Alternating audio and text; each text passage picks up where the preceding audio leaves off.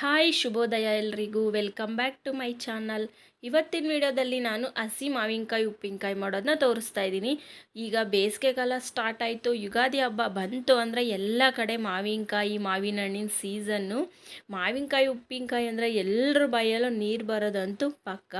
ಇದೇ ಥರ ಒಂದು ರುಚಿಯಾದ ಮಾವಿನಕಾಯಿ ಉಪ್ಪಿನಕಾಯಿ ಮಾಡಿಟ್ಕೊಂಡ್ರೆ ಊಟದ ಜೊತೆ ಸೈಡ್ ಡಿಶ್ ಆಗಿ ಸೂಪರ್ ಕಾಂಬಿನೇಷನ್ ಆಗಿರುತ್ತೆ. ಬನ್ನಿ ಮಾವಿನಕಾಯಿ ಉಪ್ಪಿನಕಾಯಿ ಮಾಡೋದು ನೋಡೋಣ. ಅದಕ್ಕೆ ಮುಂಚೆ ನನ್ನ ಚಾನಲ್ಗೆ ಯಾರೆಲ್ಲ ಸಬ್ಸ್ಕ್ರೈಬ್ ಆಗಿಲ್ವೋ ದಯವಿಟ್ಟು ಸಬ್ಸ್ಕ್ರೈಬ್ ಆಗಿ ಸಪೋರ್ಟ್ ಮಾಡಿ. ನಾನಿಲ್ಲಿ 2 ಮಾವಿನಕಾಯಿ ತೊಗೊಂಡಿದ್ದೀನಿ, ಸ್ವಲ್ಪ ಹುಳಿ ಇರುವಂಥ ಮಾವಿನಕಾಯಿ. ಇದು ನೋಡಲಿಕ್ಕೆ ತೋತಾಪುರಿ ಮಾವಿನಕಾಯಿ ಥರ ಕಾಣಿಸ್ತಾ ಇದೆ, ಆದರೆ ಇದು ತೋತಾಪುರಿ ಮಾವಿನಕಾಯಿ ಅಲ್ಲ. ನೀವು ತೋತಾಪುರಿ ಮಾವಿನಕಾಯಲ್ಲೂ ಮಾಡ್ಕೋಬೋದು, ಯಾವುದೇ ಹುಳಿ ಮಾವಿನಕಾಯಿನಲ್ಲೂ ಸಹ ಈ ಉಪ್ಪಿನಕಾಯಿ ಮಾಡ್ಕೋಬೋದು. ನಾನಿಲ್ಲಿ 2 ಮಾವಿನಕಾಯಿನ ತೊಗೊಂಡು ಈ ಥರ ಚಿಕ್ಕದಾಗಿ ಕಟ್ ಮಾಡಿ ಇಟ್ಕೊಂಡಿದ್ದೀನಿ. ಒಂದು ವೇಳೆ ವಾಟೆ ಎಲ್ಲ ಬಲ್ತಿದ್ರೆ ನೋಡಿಕೊಂಡು ನೀಟಾಗಿ ಕಟ್ ಮಾಡ್ಕೊಳ್ಳಿ. ಇದು ಅಷ್ಟೇನು ಬಲ್ತಿರಲಿಲ್ಲ.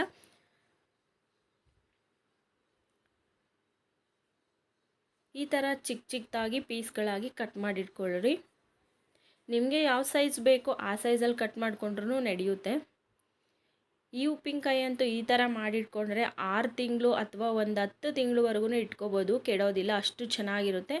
ನಾವು ಮಾಡೋ ರೀತಿ ಮೇಲೆ ಹೋಗುತ್ತೆ ಅಷ್ಟೇ. ಯಾವುದೇ ಕಾರಣಕ್ಕೂ ಸ್ವಲ್ಪನೂ ನೀರು ಈ ಉಪ್ಪಿನಕಾಯಿಗೆ ಬೀಳಬಾರ್ದು, ಅಂದರೆ ತಣ್ಣೀರು ಬಿದ್ದರೆ ಉಪ್ಪಿನಕಾಯಿ ಹಾಳಾಗೋ ಚಾನ್ಸಸ್ ಜಾಸ್ತಿ ಇರುತ್ತೆ. ಹಾಗಾಗಿ ನೀರು ಇಲ್ಲದೆ ಇರೋ ಥರನೇ ನಾವು ಈ ಉಪ್ಪಿನಕಾಯಿನ ಮಾಡ್ಕೋಬೇಕು. ಒಂದನಿನೂ ನೀರು ಮಿಸ್ ಆಗಿ ಈ ಉಪ್ಪಿನಕಾಯಿಗೆ ಬೀಳಬಾರ್ದು, ತಣ್ಣೀರು. ಉಪ್ಪಿನಕಾಯಿ ಅಂತ ನೆನೆಸ್ಕೊಂಡ್ರೆ ಸಾಕು ಎಲ್ಲರ ಬಾಯಲ್ಲೂ ನೀರು ಬರೋದು ಗ್ಯಾರಂಟಿ. ಅದರಲ್ಲೂ ಮಾವಿನಕಾಯಿ ಅಂತ ಅಂದರೆ ಕೇಳಬೇಕಾ.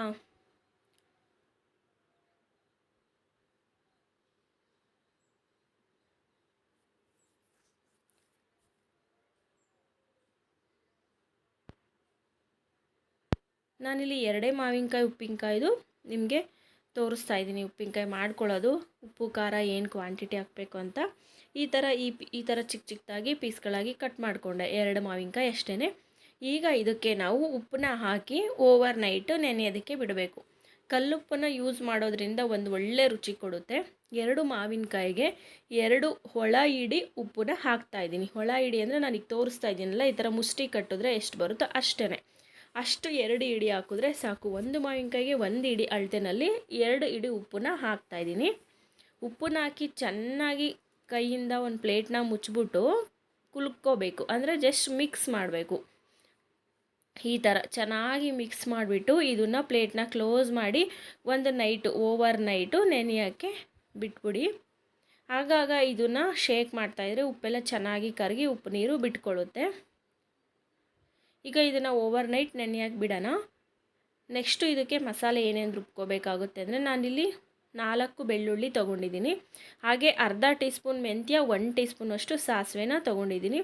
2 ಒಳ ಇಡಿ ಅಚ್ಕಾರದ ಪುಡಿ, ಅಂದರೆ ಉಪ್ಪನ್ನ ಹಾಕೋದು ತೋರಿಸಿದ್ನಲ್ಲ ಅದೇ ರೀತಿಯೇ ನಾನಿಲ್ಲಿ ತೋರಿಸ್ತಾ ಇದ್ದೀನಲ್ಲ, ಒಳ ಇಡಿ ಅಂದರೆ ಎಷ್ಟು 2 ಒಳ ಇಡಿ ಉಪ್ಪು ಖಾರದ ಪುಡಿ ತೊಗೊಂಡಿದ್ದೀನಿ. ಹಾಗೆ ಅರಿಶಿನ, ಸ್ವಲ್ಪ ಇಂಗು ಮತ್ತು 1 ಟೇಬಲ್ ಸ್ಪೂನ್ ಎಣ್ಣೆ ತೊಗೊಂಡಿದ್ದೆ. ಈಗ ಓವರ್ ನೈಟ್ ಆದಮೇಲೆ ನೋಡಿ ಈ ಥರ ನೀರು ಬಿಟ್ಕೊಂಡಿದೆ, ಮಾವಿನಕಾಯಿ ಪಚ್ಚಡಿದೆಲ್ಲ ಚೆನ್ನಾಗಿ ನೀರು ಬಿಟ್ಕೊಂಡಿದೆ. ಆ ನೀರನ್ನ ಸಪ್ರೇಟ್ ಒಂದು ಬೌಲ್ಗೆ ತೆಗ್ದಿಟ್ಕೊಳ್ಳಿ. ಏನಕ್ಕೆ ಅಂತ ಆಮೇಲೆ ಹೇಳ್ತೀನಿ.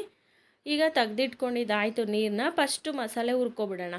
ಯಾವ ಥರ ಹುರ್ಕೋಬೇಕು ಅಂದರೆ, ಸ್ಟವ್ ಆನ್ ಮಾಡಿ ಬಾಣಲಿ ಇಟ್ಟು ಬಾಣಲಿ ಕಾಯೋಕ್ಕೆ ಬಿಟ್ಬಿಡಿ.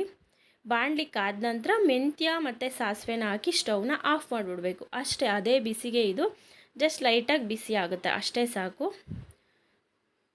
ಸೊ ಈಗ ಸ್ಟವ್ನ ಆನ್ ಮಾಡಿ ಉಪ್ಪು ನೀರನ್ನ ಬಸ್ದಿಟ್ಕೊಂಡಿದ್ವಲ್ಲ ಮಾವಿನಕಾಯಿ ಪಚ್ಚಡಿಯಿಂದ, ಆ ನೀರನ್ನ ಕುದಿಯೋಕೆ ಇಟ್ಕೋಬೇಕು.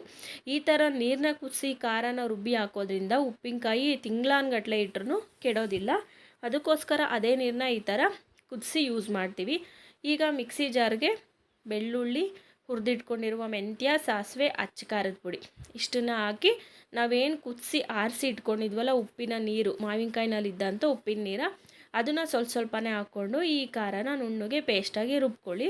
ಯಾವುದೇ ಕಾರಣಕ್ಕೂ ತಣ್ಣೀರನ್ನ ಯೂಸ್ ಮಾಡಬೇಡಿ.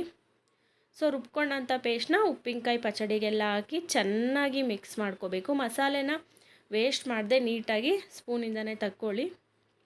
ಚೆನ್ನಾಗಿ ಮಿಕ್ಸ್ ಮಾಡಿಕೊಂಡ್ರೆ ನಮ್ಮ ಉಪ್ಪಿನಕಾಯಿ ರೆಡಿ ಆಗುತ್ತೆ. ಯಾವುದೇ ಕಾರಣಕ್ಕೂ ತಣ್ಣೀರು ಸ್ಪೂನಲ್ಲಿ ತಿರುಬೇಕಾದ್ರೆ ಸ್ಪೂನಲ್ಲಿ ತಣ್ಣೀರಿರೋದು, ಕೈಯಿಂದ ತಣ್ಣೀರು ಬೀಳೋದು ಅದೆಲ್ಲ ಮಾಡಬೇಡಿ. ಅದೆಲ್ಲ ನೋಡ್ಕೊಂಡು ಮಾಡಿದ್ರೆ ಉಪ್ಪಿನಕಾಯಿ ತುಂಬ ದಿನ ಇಟ್ಟರು ಕೆಡಲ್ಲ ಅಂತ. ಸ್ವಲ್ಪ ದಿನಕ್ಕೆ ಮಾಡ್ಕೊಳ್ಳೋದಾದರೆ ನೀವು ನೀರನ್ನ ಕಾಯಿಸದೆ ಹಾಗೆ ಹಾಕಿಟ್ಕೋಬೋದು. ಅಂದರೆ ಬೇಗ ಸ್ವಲ್ಪ ಖಾಲಿ ಮಾಡಬೇಕಾಗುತ್ತೆ. ಬೇಗ ತಿಂಗಳನ್ಗಟ್ಲೆ ಇಡಬೇಕು ಅಂದರೆ ಈ ಥರ ನೀರು ಕಾಯಿಸಿ ಉಪ್ಪಿನಕಾಯಿನ ರೆಡಿ ಮಾಡ್ಕೊಳ್ಳಿ.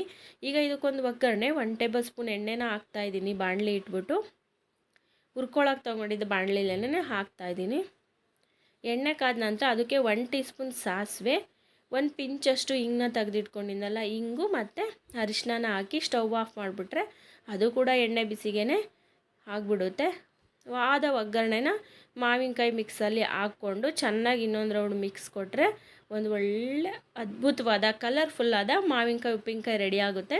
ತುಂಬಾ ರುಚಿಯಾಗಿರುತ್ತೆ. ನಾನು ತೋರಿಸಿರೋಂಥ ಕ್ವಾಂಟಿಟಿನಲ್ಲಿ ಕರೆಕ್ಟಾಗಿತ್ತು. ಉಪ್ಪು ಏನಾದರೂ ಖಾರ ಕಮ್ಮಿ ಅನಿಸಿದ್ರೆ ನೀವು ಆ್ಯಡ್ ಮಾಡ್ಕೋಬೋದು, ಅದೇನು ತೊಂದರೆ ಇಲ್ಲ. ನೋಡಿದ್ರಲ್ಲ ಸ್ನೇಹಿತರೆ, ಎಷ್ಟು ಈಸಿಯಾಗಿ ಒಂದು ಒಳ್ಳೆ ಉಪ್ಪಿನಕಾಯಿನ ಮಾಡೋದು ತೋರಿಸ್ದೆ ಅಂತ. ಸ್ವಲ್ಪ ಉಪ್ಪು ಕಮ್ಮಿ ಇದ್ದಿದ್ದರಿಂದ ನಾನು ಮತ್ತೆ ಪುಡಿ ಉಪ್ಪನ್ನ ಆ್ಯಡ್ ಮಾಡಿ ಚೆನ್ನಾಗಿ ಮಿಕ್ಸ್ ಮಾಡ್ತಾಯಿದ್ದೀನಿ. ಇದನ್ನು 1-2 ದಿನ ಬಿಟ್ಟ ಮೇಲೆ ತಿನ್ನೋಕ್ಕಂತೂ ಸೂಪರಾಗಿರುತ್ತೆ. ಸೊ ಸ್ನೇಹಿತರೆ, ಈ ವಿಡಿಯೋ ನಿಮ್ಗೆ ಇಷ್ಟ ಆಯಿತು ಅಂತ ನಾನು ಭಾವಿಸ್ತೀನಿ. ಇಷ್ಟ ಆದರೆ ಲೈಕ್ ಮಾಡಿ, ಶೇರ್ ಮಾಡಿ, ಕಮೆಂಟ್ ಮಾಡಿ, ಹಾಗೆ ಚಾನಲ್ಗೆ ಸಬ್ಸ್ಕ್ರೈಬ್ ಆಗಿ ಸಪೋರ್ಟ್ ಮಾಡಿ. ಮತ್ತೆ ನಾಳೆ ಸಿಗ್ತೀನಿ. ನಮಸ್ಕಾರ ಎಲ್ರಿಗೂ.